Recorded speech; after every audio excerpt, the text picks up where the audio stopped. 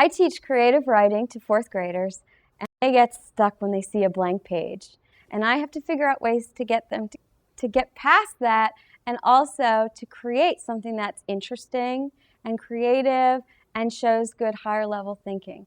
And one activity that we needed to do is to come up with a poem that took an ordinary object and created it and put it in a way that was extraordinary or interesting.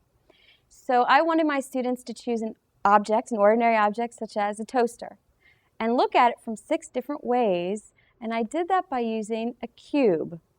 This is a cubing activity, and each side of the cube has directions, such as apply it. And students take their object, like the toaster, and they have to think, how would they apply a toaster? What is it like? Or, for example, it might say, describe it.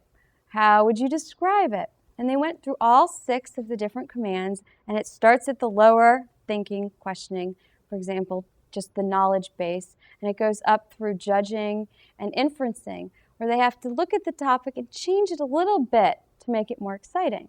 So students had 6 different, they go through and they look at the cube and they write down 6 different ways of looking at an ordinary object. And then they take all that information and synthesize it and use their background knowledge and their new ways of looking at something, their new ways of thinking about it, and then they created a poem at the end, and it went really, really well. They were motivated to do it, and they can use these questioning words for another topic just as easily now that they know the vocabulary.